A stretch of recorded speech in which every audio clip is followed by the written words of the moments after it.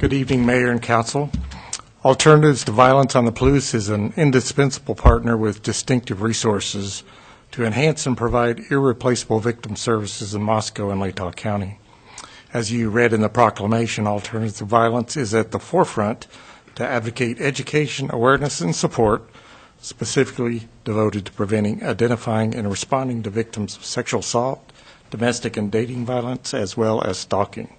This time I'd like to introduce Assistant Director Emily McLaren, who will offer a presentation for ATV at this time.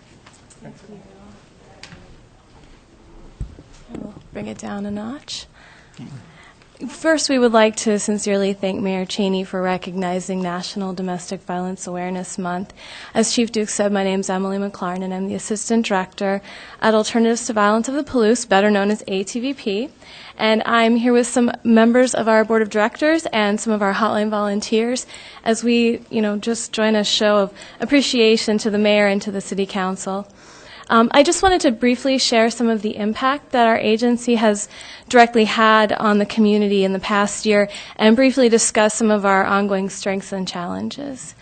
So first, I would like all of us just to think for a moment about how far we've come as a society in regards to domestic violence. It really isn't that long ago that domestic violence was hushed up. Victims had nowhere to go if they did try to flee, and most people agree that this was a private family matter. Now, people even look at domestic violence as a public health concern with far-reaching implications for us all. And this is a new way to look at domestic violence as something with a huge ripple effect on our entire community.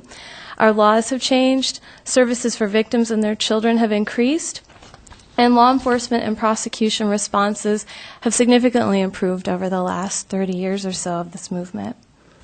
Here on the Palouse, ATVP provided support services to 430 individuals last year, and as you noted in the proclamation, gave kind of a breakdown of a lot of our main services last year, that we served 152 individuals on our Idaho side.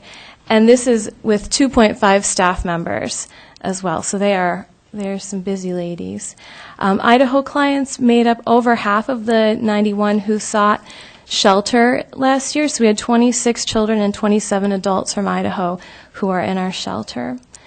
We talked about the large volume of calls and in-person sessions that our staff and our dedicated volunteers serve as well. So that was about 1,500 calls and 1,300 in-person meetings just for our Idaho side. I think these figures really reflect the ongoing need for these support services for victims.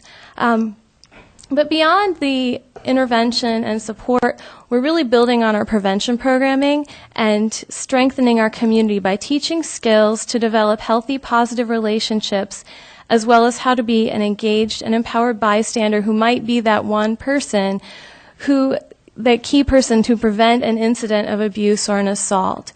Our collaborations put us in touch with students at the various city schools and at the university. We work with other social service providers. We provided extensive training to faith leaders, and we will work with business folks and talk to them about the impact of domestic violence in their businesses. We'll talk to anyone who will listen to us, basically. And I think we're really learning that teaching kids skills to build healthy, proactive relationships that's the thing that I think is going to move us into the next phase of our movement, which is where we have less work to do because there's less abuse going on in relationships. And here in Moscow, we have a lot of good stuff going on for our agency and for our clients. The folks we serve really benefit from the commitment of some key individuals to our coordinated community response. So we meet quarterly with officers and detectives from Moscow PD as well as the Sheriff's Office.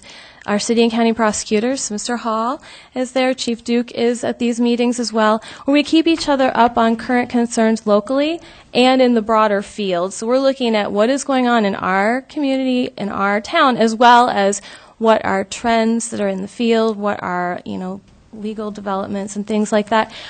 We keep each other accountable to our consistent collaborative response for victims, and we also can address training needs that we see really are going to suit our community. So for all that good stuff, Our Idaho side is running on a deficit of about $17,000 this year. So that breaks down to about $10,000 short for our shelter operations for Idaho and $7,000 for our community-based services in our Moscow office. I mean, as we try to meet the demands of our community, there are times that our office is closed here in Moscow because our staff are at the courthouse with a victim, at the hospital with another victim, or over at the university doing a presentation, or, all of these variety of things that are going to keep them out of the office at once. So bearing this in mind, the support shown by Mayor Cheney, Chief Duke, the City Council, this is all incredibly significant to us as we continue forward in our mission to promote peace, equality, and justice for everyone right here on the Palouse. So thank you all so much. Thank you for the important work that you're doing. I wonder, since we have our proclamation tonight, if your colleagues from ATVP would like to come up and receive this proclamation and have a photo?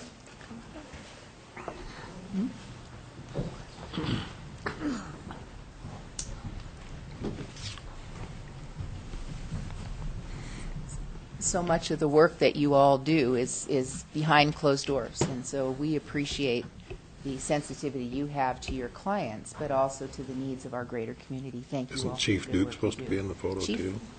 Chief, please.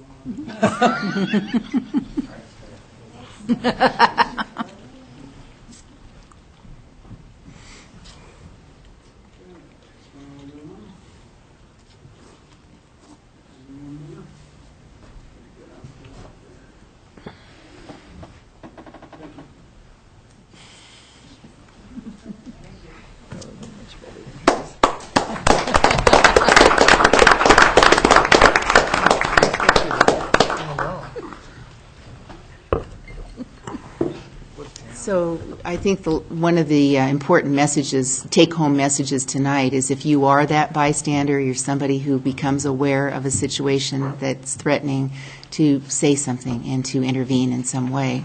I remember working as a nurse and finding the only place that was safe to leave the ATVP brochures was in the women's restroom, and where some of those would-be victims could pick them up and read them in the privacy of that space. We also have some here in the restrooms in City Hall for people who might be looking for those.